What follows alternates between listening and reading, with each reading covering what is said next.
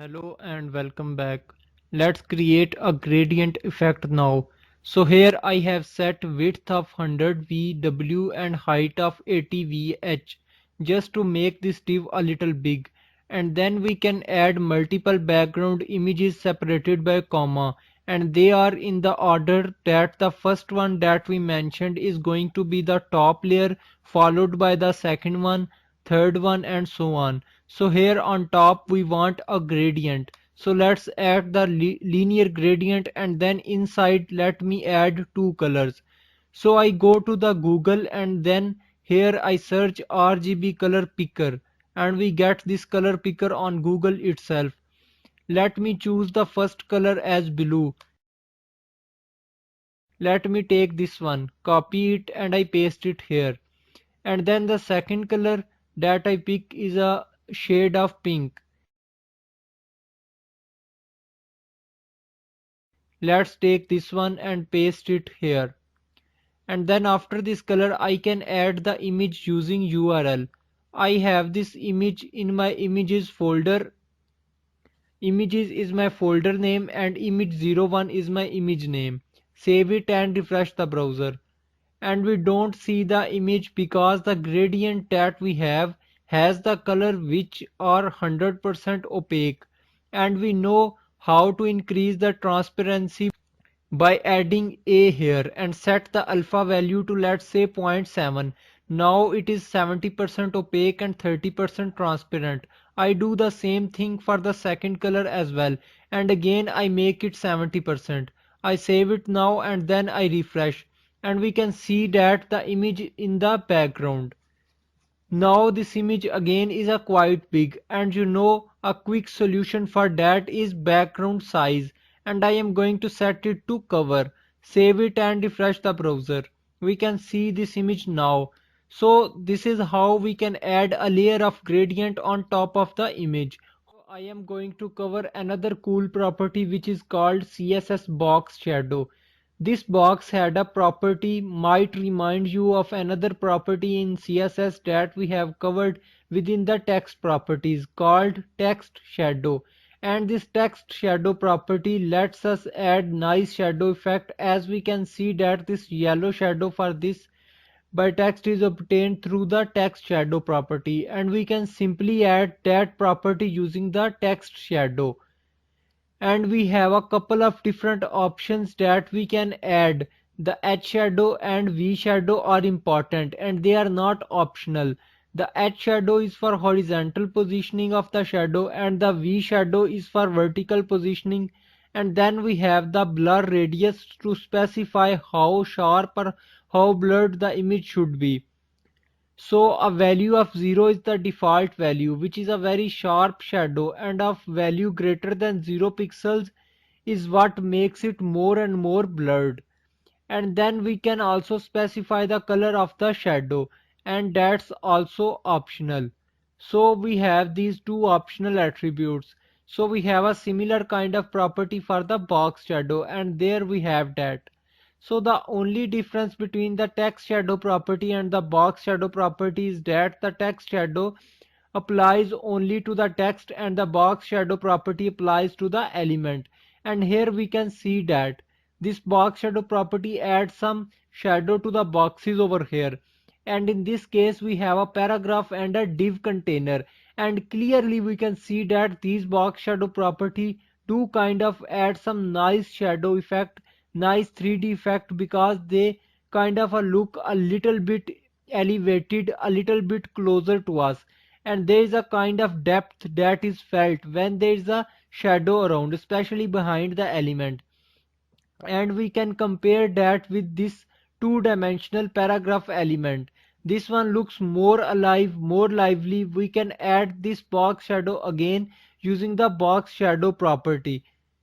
Here we have H offset and V offset again for horizontal and vertical positioning, and then we have the blur radius again to specify how sharp or blurred the image should be.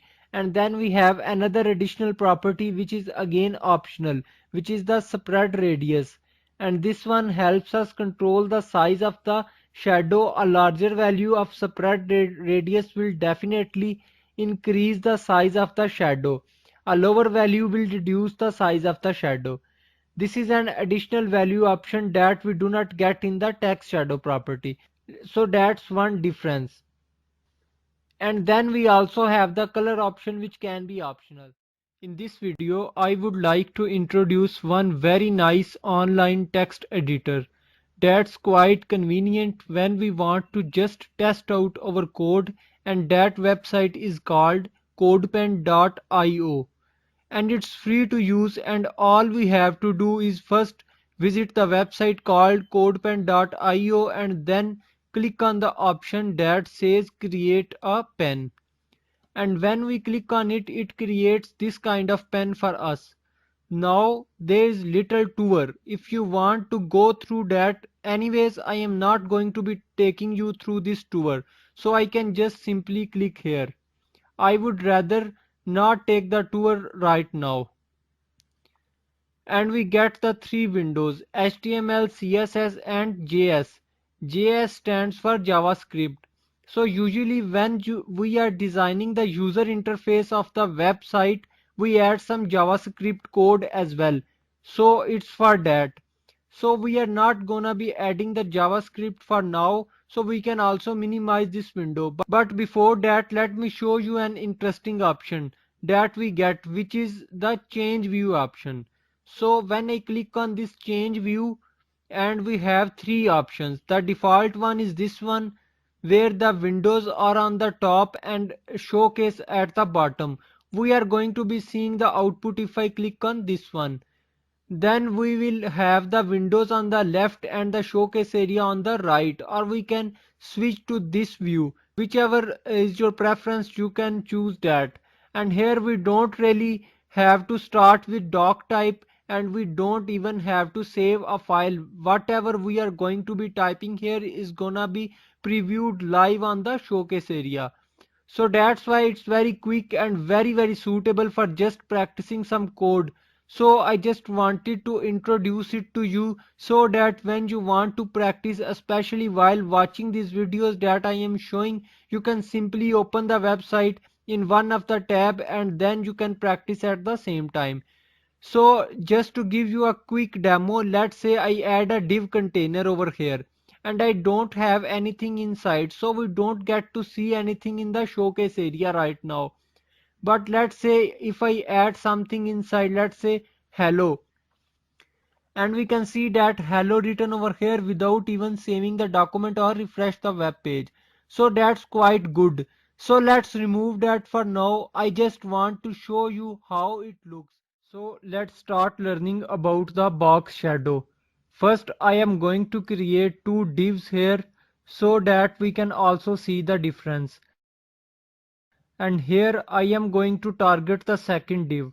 I can target using the pseudo class and its child, and then I can target the second element.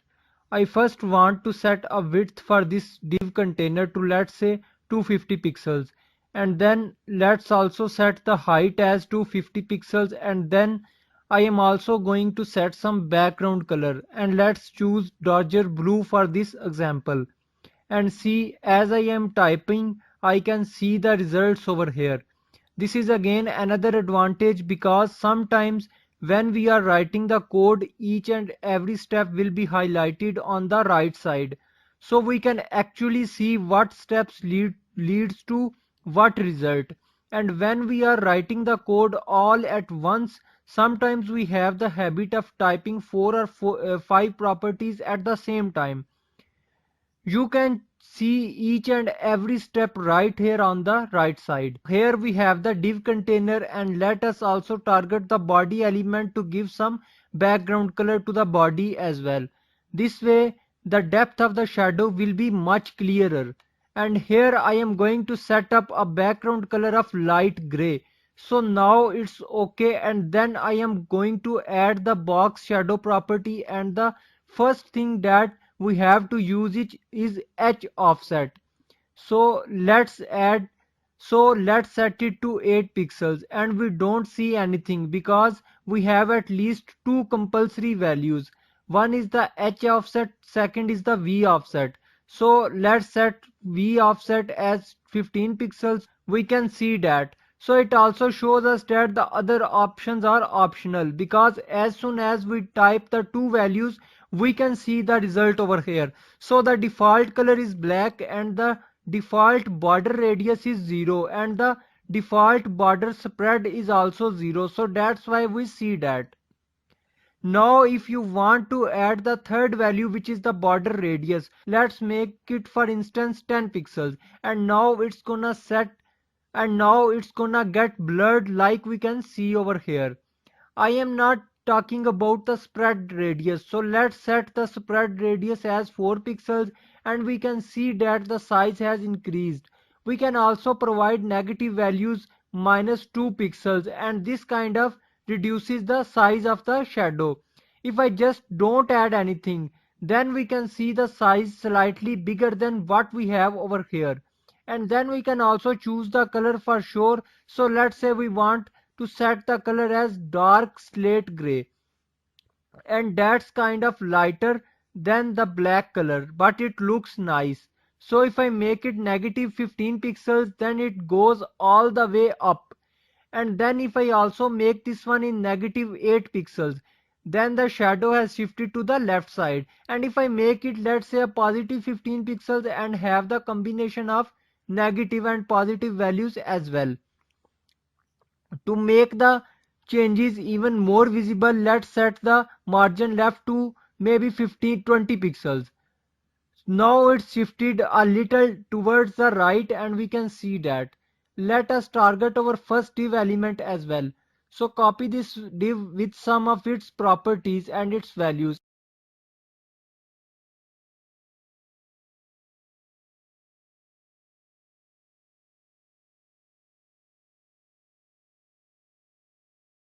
And paste it here. Change it to the first child. Now we have the other div as well, so we can provide some margin for this.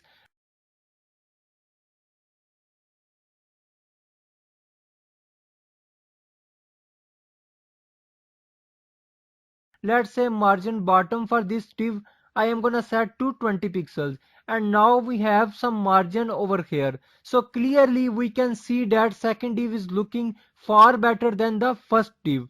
This is a flat one, and now in order to make this effect coming out even better, let's copy this, and then I am going to target the div once again. So I write div and its child,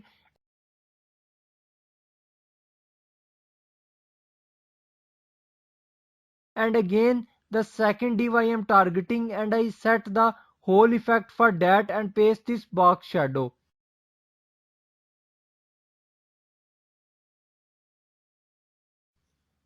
Let's comment it out from here. And now we don't have any black shadow. But as soon as we hover over, we see the box shadow again. We have not really provided any transition property to it, but this is something that we are going to be covering later, which kind of adds more to this effect, and we can actually see this in action in motion to move the negative value from here. So this is about adding the box shadow, and you can play around with different values. We will be adding this box shadow later as well in our website projects, and then you will get to see in action how they look and what difference do they make on the website. But meanwhile you can practice on this CodePen or maybe on your own text editor and see what are the different values and what are the different styles you can create. So that was about the box shadow. See you in the next video. Thank you.